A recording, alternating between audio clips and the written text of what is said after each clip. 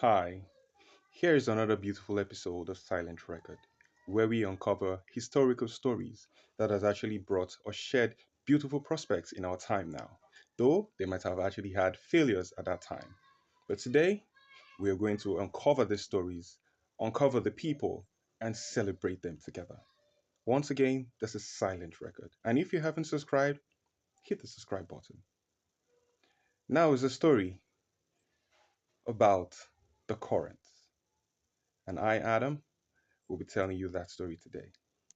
Adam, tell us in detail the story of the War of Corinth. The War of Currents was a fierce technological battle that took place in the late 19th century over which electrical system would power the world. On one side was Thomas Edison, who championed direct current, or DC, which was the first major commercial power system in the United States. DC was excellent for short distances, but sending it over long lines resulted in a huge loss of energy. Enter Nikola Tesla and George Westinghouse, who promoted alternating current, or AC. AC could be transmitted over vast distances with minimal loss by using transformers to change voltage levels. This superiority sparked a fierce competition, with Edison running a smear campaign to convince the public that AC was deadly, even inventing the electric chair to prove his point. In the end, AC won, becoming the standard for power distribution used worldwide today. What part of this technological rivalry do you find most interesting? Tell me how this rivalry brought about the invention of greater prospects in our time. That rivalry opened up possibilities we're still building on today. Because alternating current won, we could transmit power over massive distances, which makes modern grids possible and allows us to integrate renewable energy sources like wind and solar into our power supply. Interestingly, direct current has made a major comeback, particularly with high voltage direct current transmission, which is incredibly efficient for moving large amounts of power with very little loss. Plus, all our personal electronics, computers, and even electric vehicles run on DC power, so we're relying on both systems every single day. What specific modern technology do you find most fascinating in this regard? So tell me how, in essence, the failure of what happened then has actually brought greater prospects for us in our time.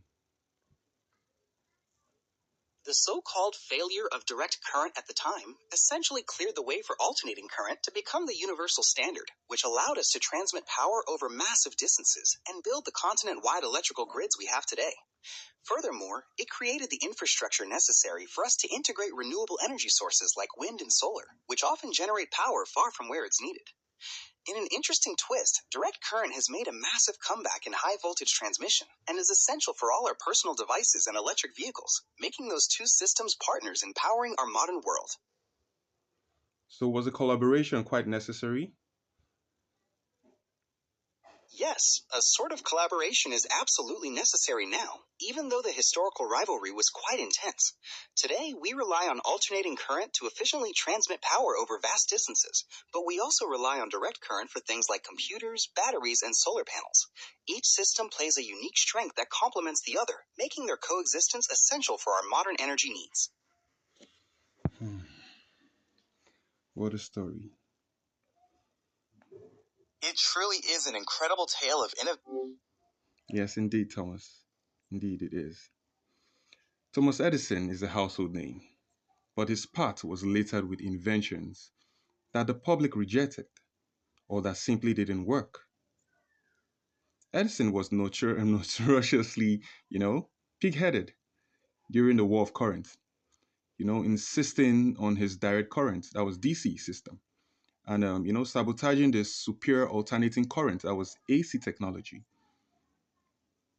Back then was championed by Nikola Tesla. But forwarding now till our time, talking about future successes. In his later years, Edison realized his utility setup was failing because DC couldn't transmit power over a long distance.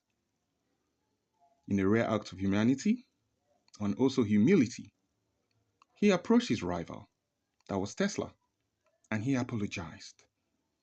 Tesla, moved by the gesture, allowed Edison to use his AC patents.